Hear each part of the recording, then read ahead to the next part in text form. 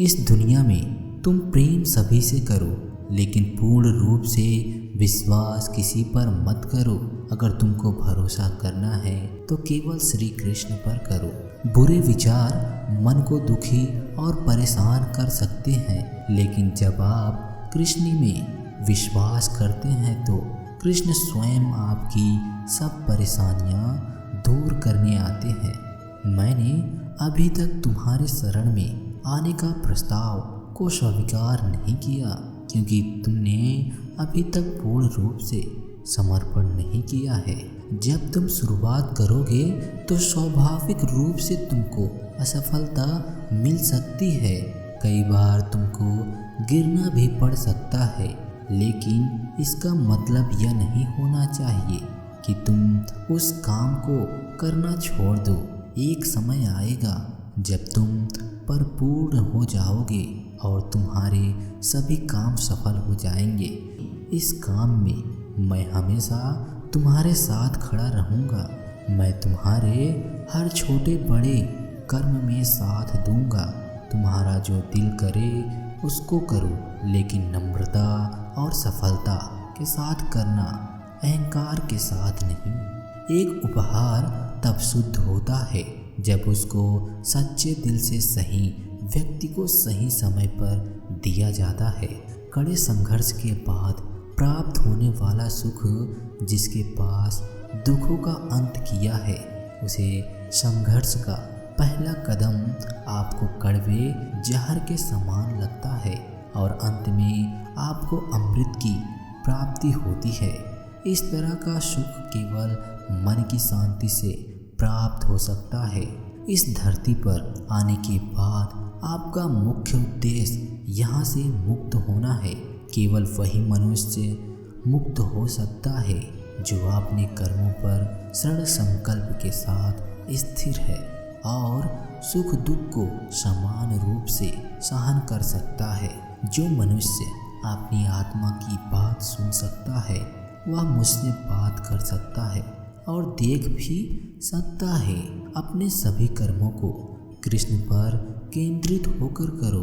आसक्ति को त्याग दो। सफलता और असफलता को एक समान दृष्टि के साथ देखो, क्योंकि आध्यात्मिकता का अर्थ ही होता है संभव। वह मनुष्य जिसने घृणा त्याग दिया, जो सभी प्राणियों के साथ समान व्यवहार करता है, जो सुख दुख और दर्द पीड़ा से अप्रभावित है, जिसके अंदर करुणा भरी हुई है और मन शांत है, उसने सही मायने में मुझे प्राप्त कर लिया है। यही वह मनुष्य है जिसको मैं सबसे अधिक पसंद करता हूँ। इस विशाल संसार में तुमको केवल कर्म करने की छूट है, इसलिए अतिरिक्त फल की इच्छा और स्वार्थ सब निर्थक है। ये सोचकर कभी किसी काम की शुरुआत मत करो कि उसका तुमको कोई फल मिलेगा। बिना किसी लालसा से कर्म करो। जो आदमी मुझे हर चीज़ में देखता है और मेरे होने का एहसास का अनुभव करता है, वह मेरा सच्चा भक्त है। ऐसे भक्तों से मुझे प्रेम है। इंद्रियों का काम ही है भटकाना। जब कोई मनुष्य अपना मन उसके पीछे छोड़ देता है तो वह समझ लीजिए उसने छेद वाली नाव में सवारी शुरू कर दी है, जिसका डूबना तय है। ऐसा कोई नहीं है जिसका सदियों से अस्तित्व है, और न ही ऐसा कोई है जिसका सदियों बाद अस्तित्व रहेगा। यह कुछ अस्थाई नहीं है। वह सभी चमत्कार वस्तुओं में प्रकाश के स्रोत के रूप में स्थित है। मैं सभी के घरों में निवास करता हूँ। मेरी ऊर्जा सभी जगह समान रूप से वितरित है। जो मुझे पहचान लेता है उसको मैं भक्ति रस प्रदान करता रहता हूँ। मैं सर्वनाश कर सकता हूँ। मेरे रुकने की वजह मेरे भक्त हैं। जिस दिन मेरे सभी भक्त मर जाएंगे मैं सर्वनाश कर दूंगा। जो व्यक्ति अहंकार से मोहित होकर अपने कर्मों को अंजाम देता है मैं उसके खिलाफ होता हूँ। तुम हमेशा के लिए यहाँ रहने वाले, तुम्हारा जीवन बहुत सीमित है। जो मनुष्य यहाँ आता है वह अपनी क्षमता को तलाशने के लिए आगे बढ़ता है। ये गलत नहीं है अगर तुम निस्वार्थ भाव से अपनी गति करते हो। स्वभाव के द्वारा निर्धारित कर्तव्य का पालन करने से कोई पाप नहीं होता। हम वास्तव में कभी दुनिया का सामना करते ही नहीं हैं। यहाँ रहकर हम जो भी अनुभव करते हैं वे हमारी इंद्रियां हैं। तुम केवल अपने कर्म पर नियंत्रण कर सकते हो। तुम्हारे कर्म के परिणाम का तुम दवा नहीं कर सकते। हारने का डर, असफलता का भय, कर्मों के साथ भावना जोड़ना सफलता की सबसे बड़ी बाधा है। ये विचार मन को स्थिर कर आपकी क्षमता को लूटता है। स्वार्थ से जुड़े कर्म आपको दुनिया में कैद करते हैं। व्यक्तिगत लाभ के बारे में नहीं सोचे और निस्वार्थ भाव से काम करें। अपनी इच्छा शक्ति से खुद को नया आकार दो। अपने आप को स्वेच्छा से नीचा मत होने दो। बुद्धिमानी तुम्हारी चेतना को एकत्रित करती है और कर्म के फल के प्रति अस्तित्व को त्यागने में मदद करती है। दूसरों के सुख दुख पर कोई यदि इस प्रकार प्रतिक्रिया देता है जैसे कि वे उसके अपने हैं, तो उस व्यक्ति को सच्चा आध्यात्मिक मान सकते हैं। मैं हर समय यहाँ पर था। ऐसा कोई समय नहीं है जब मैं यहाँ नहीं था। मैं समस्त भूत में भी विद्यमान था और समस्त भविष्य में मेरा विद्यमान रहेगा।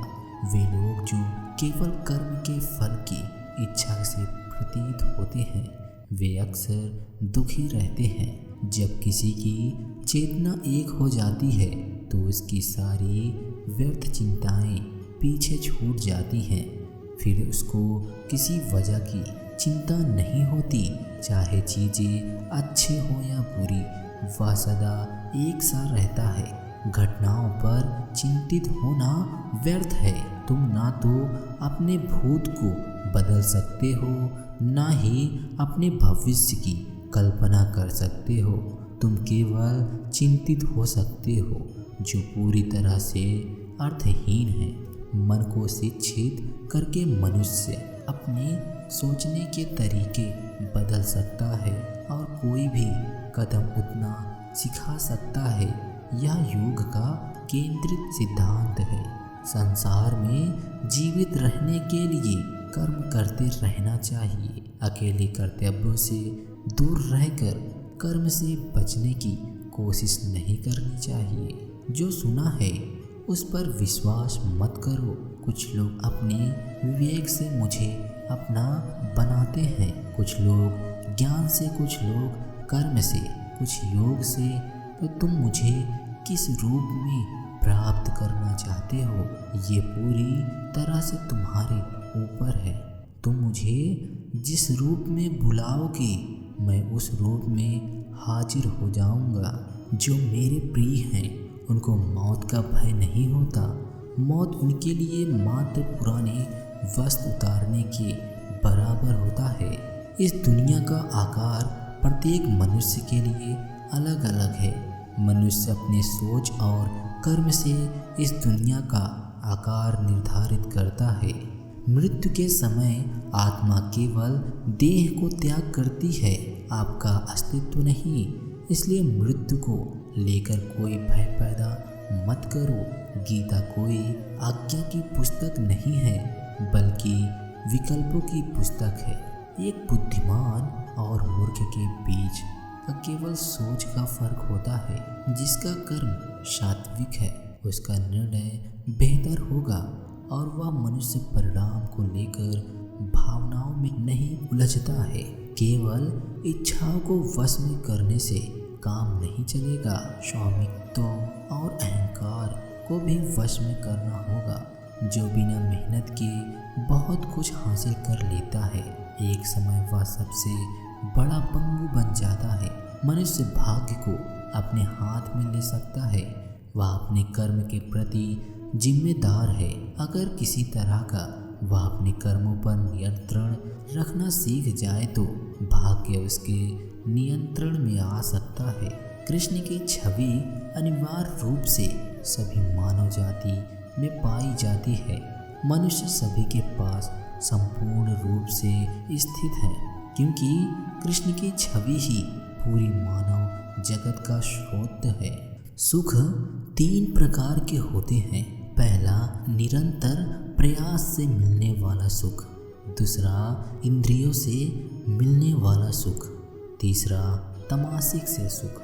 मृत्यु के समय जो मन में रहता है उसी से मृत्यु का स्थान तय होता है। जो मृत्यु के समय कृष्ण का स्मरण करते हैं वे निश्चित ही कृष्ण के पास जाते हैं, इस पर कोई संदेह नहीं है। मेरा अंश सभी के समान रूप से विद्यमान है, इसलिए सभी एक ही हैं। कर्म का नियम कहता है कि प्रत्येक घटना का एक कारण है और प्रभाव होता है। समान रूप से किए गए कार्य के परिणाम अलग अलग हो सकते हैं। यह केवल इस बात पर निर्भर करता है कि वह कर्म करता है किस प्रकार है। जब मन लगातार दौड़ता रहता है और इंद्रियां भटकती रहती हैं तो ज्ञान हवा की तरह दूर भाग जाता है और एक जहाज की तरह उड़ जाता है।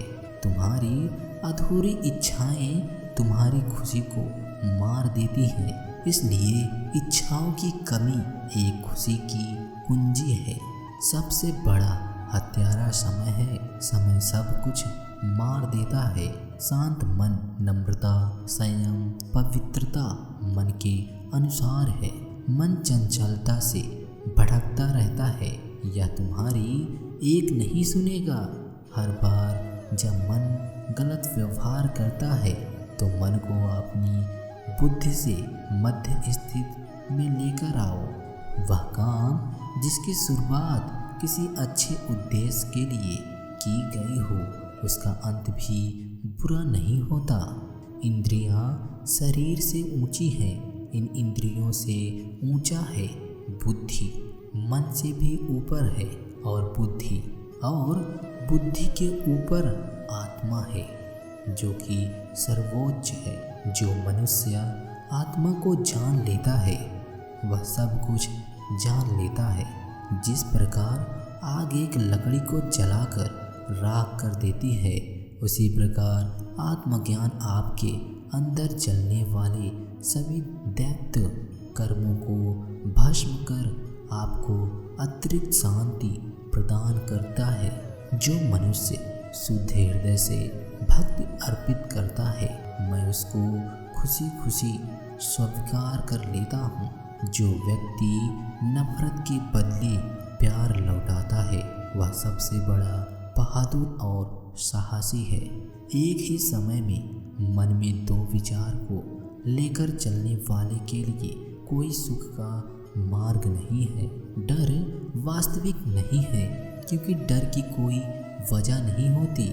जिसको तुमने वजह मान लिया है वह निरर्थक है।